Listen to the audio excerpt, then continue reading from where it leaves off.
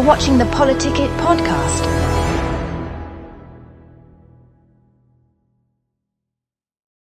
Good evening. Welcome to PoliticIt Podcast. We've got Duane Kearsley with us today.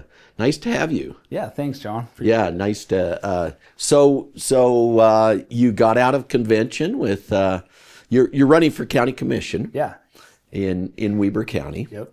And you made it out of convention at the top of the ballot, which is kind of nice, huh? Yeah, it's exciting. It's a first for me with everything I'm doing here. So just kind of enjoying the process, enjoying getting out, knowing the people, understanding what the people's. So this is the first time you've run for office? First time ever. Yeah. Oh, interesting. Yeah. If you just said if you had asked me, hey, 5 years ago, was you gonna ever be a I'm like, no, I despise the the industry. So what got you interested in doing it? So the big, I would just say, if I wanted to just tell you a little bit, a brief history, I, about 5 or 6 years ago, I kind of went through a little life transformation, got in shape a little bit, got a little overweight, out of shape, and started kind of just reading some books, went across the country, personal development, personal growth, passionate about coaching. So I've been coaching my daughter, softball is kind of where I started, and she got a full ride scholarship playing in Kansas, Garden City, Kansas. Wow. So do you go out there? I did. I went out there almost every week. Every week I'd go out there to watch her play. And so kind of what led me through that is during that time I was coaching and kind of felt a little hypocritical as you're coaching if you're out of shape, and I'm kind of, trying to tell kids to be at their best level. And so got in shape, done a couple programs. I don't know if you've heard of 75 Hard. I did a program that just kind of got me on track and quit drinking my Pepsi, kind of started eating more healthy, got involved with that stuff, and literally decided I'm going to run an ultra marathon. And oh my goodness, went and run a 100-mile ultra marathon. We failed the first time. First attempt was a fail, but I had never even ran. Like if you'd have said I was running, I'm like, I'm not a runner. It's not something I would do. And so kind of just through that process of... you didn't even start with the half marathon. No, you just said ultra marathon. We're going to go do a 100-miler. And 67 miles into it, we had a little fail and had, just couldn't, my hips locked up, my leg was, broken down, had some broken bones in my feet, and just physically could not even take a step. And so we, backtracked and went back to the drawing board, and the next year I had to do it again because now, here I am. I, had my family with me, all my support group, and told them, hey, we got to go do this thing again now, as much as I didn't want another one. So a year later, we did it again, and we finished it. Had some struggles to finish it, but we learned to kind of overcome the mind. And that's one of the things I learned with it was breaking limiting beliefs. And so through my coaching and coaching kids, kind of how it led to this was I'm out there telling kids, don't be afraid to do hard things. And my kids, the kids I coach football, I coach baseball, wrestling. And so I'm actively engaged in community with the kids. I love sports and what it teaches them, the life lessons that it teaches them. And so I kind of I took a facility manager's job over at the Weber County Fairgrounds probably 3.5, almost 4 years ago, and just wanted to give back. I've kind of give back in that area anyway over the years, and just literally had some people seeing what we were doing, seeing the difference we're making. They're like, man, would you be willing to run for commissioner? And I'm like, no, not only no, but heck no, don't want nothing to do with it. And the more people kind of kept seeing the difference we were making and what we're doing out there, saving money and saving, and just kind of just being fiscally responsible, I finally just decided, I said, you know what, I'm going to, and kind of how it all came about, we were setting goals at the first of the year. My daughter had seen these people asking, and she says, Dad, are you going to run for county commissioner? And I literally, as she asked that question, I just felt like a hypocrite. I was like, because I had no desire to run. And so I kind of stepped away that night, didn't say anything to her right then. I stepped away and prayed about it that night. And the next morning I went in and we filed for county commissioner. Wow. And so for me to tell my kids or any other kid, don't be afraid to do hard things, and then I wasn't willing to step up, to the challenge, would be hypocritical on my side. And so, yeah, that's how you fell into it. That's kind of how I fell into it. So that's cool. Yeah. So, what are your plans? I mean, what would you say is your number one goal? Number one goal, I think, just over. We as citizens, whether it's in our county or country, wherever, we assume our politicians are doing what's best for us. And we have a civic duty as a resident of this country to do our civic duty, to hold them accountable. Right. And we're so busy with our sports and our lives and everything else that we aren't doing that. If you showed up to the caucus meetings across the state, our numbers are way down. Right. So with that being said, if our numbers are that far down, there's a disconnect between politics and the people. And the disconnect is their voices aren't heard. Our voices as a people are not heard. And that's the biggest message I'm hearing from people is that we're not heard. I have zero skin in the game. I'm running to make a difference because I have kids. That's why I'm running. I'm running for my family, your grandkids, my future grandkids. If we don't step up right now, we're going to lose. We're losing. We're losing our country day by day. We're losing bits and pieces of our freedoms day by day. And the only way for us to fix it is for all of us to get actively engaged. It's not up to me. Yeah, you mentioned I was the outright winner, which we was, but there's still 3 other people on that, Yeah. On that. Because of the way this signature gathering and other things. And so with that being said, it's up to all of us. The delegates are clear. Their clear choice, I believe is me. I've told them, I've made a commitment to them that I'm not looking to get your vote today. I'm looking to get your vote and forge a relationship over the next 4 years. Because the group of us. So you're running for county commissioner. Yep. That means it's a 4-year term. 4-year term. And the whole of us is better than one. So right. I can come into it and say, hey, I have a bunch of great ideas that I think we need to do to fix it. I do have some ideas. I mean, I've been a business owner. I know how to save money, and I've done that in my department already. And that's the biggest thing is we don't hand our checkbooks or a credit card to just anybody in our family. But we do that in government and politics, right. And we need to have a better control on that type of, vision and say, hey, we're going to watch what our department heads need to do a better job of who has credit cards, what they're spending their money on, and there needs to be a better check and balance on that. So ultimately, that's my biggest thing is to save money. There's no need to raise taxes. We have a bunch of waste and bloat in government, and there's no reason to raise our taxes. So that's one of the commitments that you're going to make, that you won't raise taxes. Yeah. I think the other one, and this is kind of a touchy subject with the current commissioners right now. Every time I say it, I think they cringe. But as a business owner, I can justify to you why I'm worth $250,000 a year. Right. I can tell you in the private sector, I'm worth that. I can show you my numbers. I can show you what I do. But public service is that exactly. And so they're making way too much money. We need to cut commissioners' pay at least 20%. I'm committed more than that. And it's our way of giving back. And that way we're not having a career politician that is running for their interests to fatten their retirements or whatever they're doing.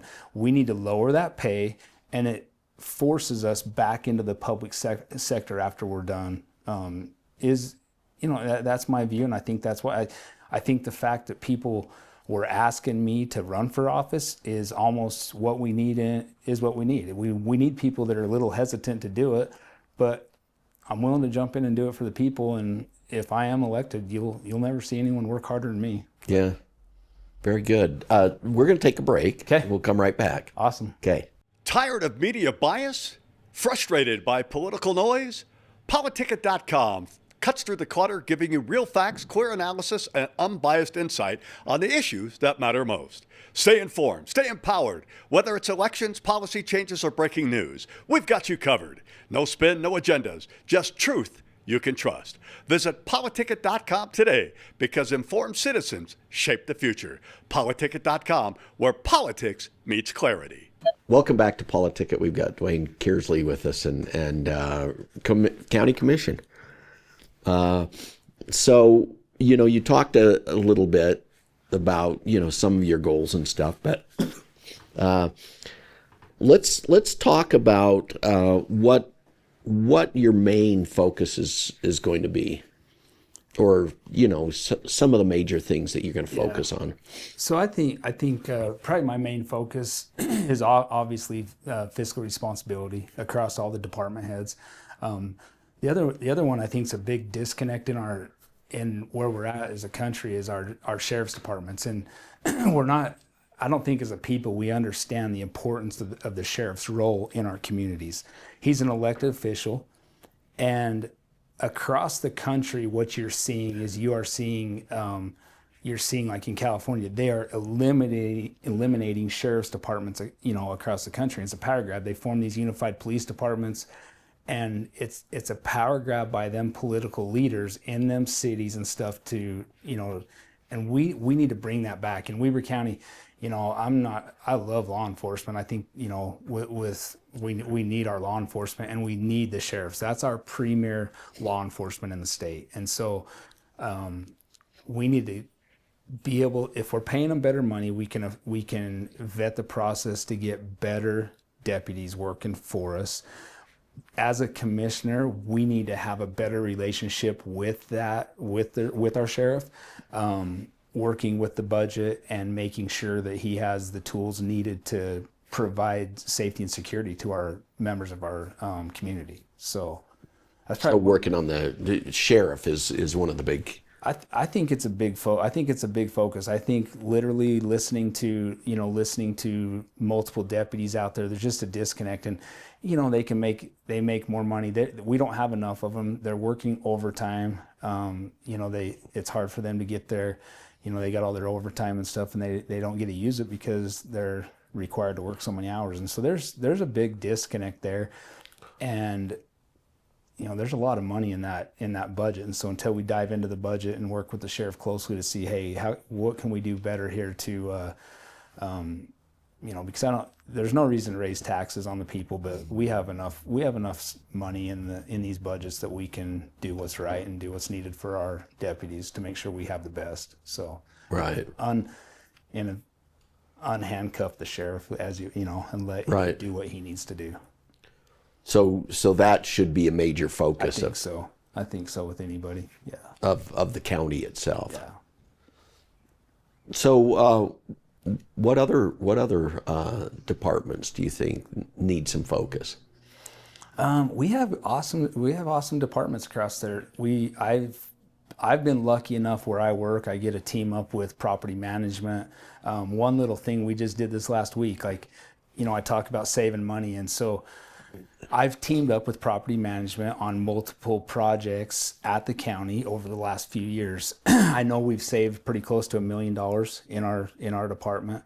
And I was kind of, telling you about a project we did. We had a capital improvement project that the lowest bid was $439,000.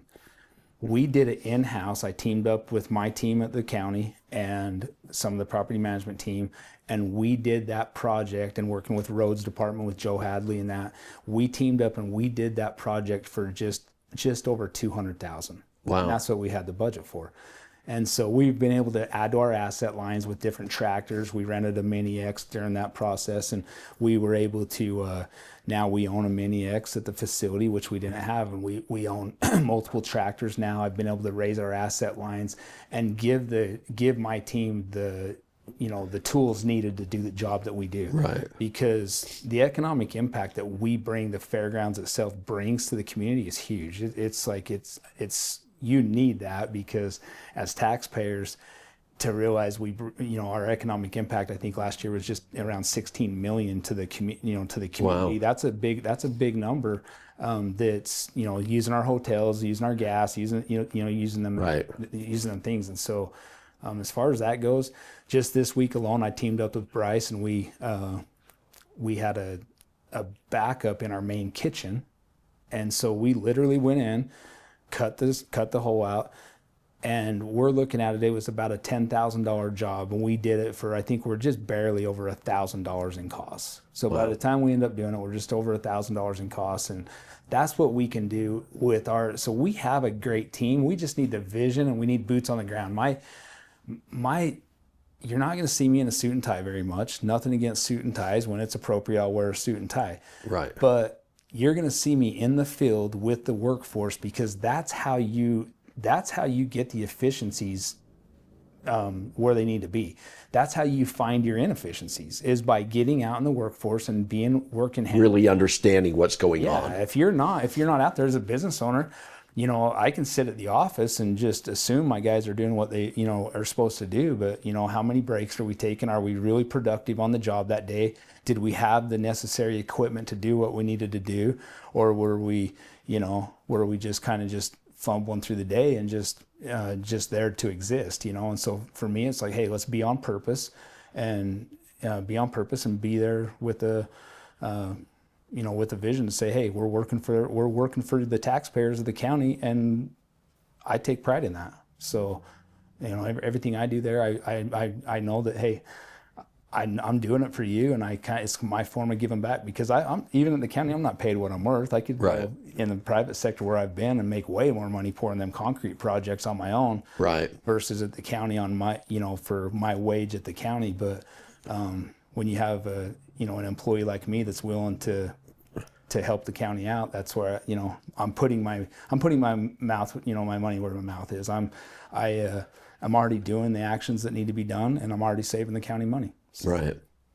Well, that sounds cool. So let's we're almost out of time. Okay. So why don't you look at that camera and give a pitch? Okay. Well, it's an honor. Honestly, it's an honor to be here with you guys today. You and Kevin's been great working through this process, and so as a county commissioner, that's one of my pledges, is to work closely with delegates and the members of our community to make sure your tax money is not going to waste. That we are doing as a county what we need to do with your money. So that we represent you the best way we can represent you. And so I look forward to forging a relationship with the members of our community. We live in the greatest, I think Weber County is one of the greatest, counties, especially with our sheriffs and stuff. And so I look forward to just closely working with the members of this community to put Weber County on the map and maybe lead out in the charge across the country on putting our power back to the people and seeing what kind of a difference we can make. Duane Kearsley, thank you. Thank you. We'll see you guys next week.